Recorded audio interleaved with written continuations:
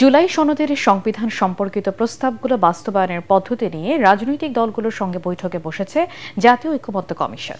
বৈঠকে সনদ বাস্তবায়নের উপায় নিয়ে দলগুলোর সাথে আলোচনা চলছে বলে জানা গেছে। রাজধানীর ফরেন সার্ভিস একাডেমির দোয়েল হলে ঐকমত্য কমিশনের সহসভাপতি ডক্টর আলী রিয়াজের সূচনা বক্তব্যের মধ্য দিয়ে শুরু হয় বৈঠক। ৮৪টি সংস্কার প্রস্তাব নিয়ে তৈরি হচ্ছে জুলাই জাতীয় সনদ। এর খসড়া চূড়ান্ত হলেও বাস্তবায়ন পদ্ধতি নিয়ে এখনও ঐকমত্যে পৌঁছাতে পারেনি রাজনৈতিক দলগুলো। 15ই অক্টোবরের মধ্যে দলগুলোর স্বাক্ষরের মাধ্যমে সনদের পূর্ণাঙ্গ রূপ দিতে চায় কমিশন। আমাদের লক্ষ্য হচ্ছে, যদি আজকে আবারও বলি 30টি রাজনৈতিক দল এখানে উপস্থিত, আপনারা যদি এক জায়গায় আসেন তাহলে আমরা বিশেষজ্ঞদের সাথে বসবই না, কিন্তু যদি প্রয়োজন হয় বিশেষজ্ঞদের সাথে আবার বসার, তাহলে সেটা আমরা বসবো। যে কারণে আমি বললাম যে চূড়ান্ত বলাটা সঠিক হয়নি আমাদের, তারপরেও কিছু মতামতদের আছে। সবচেয়ে বড় হচ্ছে নাগরিকদের অধিকারের প্রশ্ন, নাগরিকদের অবদান, আপনাদের দলের কর্মীদের অবদান। তারা আমাদের দিকে, যারা বেঁচে আছেন, যারা প্রাণ দিয়েছেন, তারা আমাদেরকে এই দায়িত্ব দিয়ে গেছেন। যারা বেঁচে আছেন আহত অবস্থায়, তারা আমাদের কাছে এই প্রত্যাশা করছেন, নাগরিকরা এই প্রত্যাশা করছেন। আসুন আমরা সকলে মিলে সেই প্রত্যাশার জায়গাটা থেকে যেতে পারি। বিএনপি মহাসচিব মির্জা ফখরুল ইসলাম আলমগীরের সাথে দেখা করেছেন ঢাকায় নিযুক্ত জাতিসংঘের আবাসিক সমন্বয়কারী গোয়েন লুইস ও সিনিয়র হিউম্যান রাইটস অ্যাডভাইজার হুমা খান।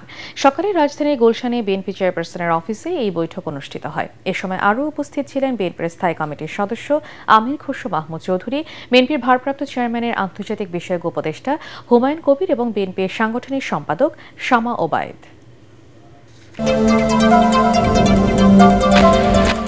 আন্দোলনকারীদের অবরোধ প্রত্যাহারের পর খাগড়াছড়ি সদর ও গুইমারায় 144 ধারা তুলে নিয়েছে প্রশাসন। আজ সকাল 6টা থেকে এটি কার্যকর হয়েছে। 8 দিন পর 144 ধারা প্রত্যাহার করায় আইন শৃঙ্খলা বাহিনীর কঠোর অবস্থানও শিথিল করা হয়েছে। ফলে খাগড়াছড়ির মানুষের জীবনযাত্রা স্বাভাবিক অবস্থায় ফিরতে শুরু করেছে। এর আগে স্কুল ছাত্রী ধর্ষণ ঘটনা ও সড়ক অবরোধ কর্মসূচিকে কেন্দ্র করে আইন শৃঙ্খলা পরিস্থিতির অবনতি হলে গত 27 সেপ্টেম্বর দুপুর 2টা থেকে 144 ধারা জারি করে প্রশাসন। ভারতের পশ্চিমবঙ্গের কারাগারে 2218 জন বাংলাদেশি বন্দী আছে বলে জানিয়েছে দেশটির জাতীয় অপরাধ রেকর্ড ব্যুরো এনসিআরবি। এই বন্দীদের মধ্যে 778 জন দণ্ডপ্রাপ্ত এবং 1440 জন বিচারাধীন। টাইমস অফ ইন্ডিয়া এক প্রতিবেদনে এই তথ্য জানিয়ে বলছে, ভারতের মোট 6956 জন বিদেশি বন্দীর মধ্যে বেশিরভাগই বাংলাদেশি। আর দ্বিতীয় স্থানে আছে মিয়ানমার। তবে ভারতের বিভিন্ন রাজ্যে কতজন বাংলাদেশি বন্দী রয়েছে সে তথ্য পাওয়া যায়নি।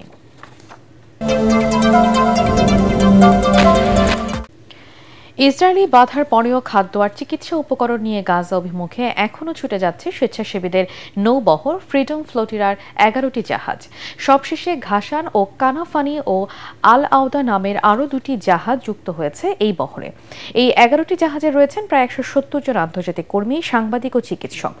বহরটি ইতোমধ্যে গ্রিসের ক্রিট দ্বীপ পেরিয়ে মিশরের মার্সা মাতরুহ উপকূলের উত্তরে অবস্থান করছে। সবচেয়ে বড় জাহাজ আল দামির জাহাজে রয়েছেন বিভিন্ন দেশের সাংবাদিক ও চিকিৎসকরা।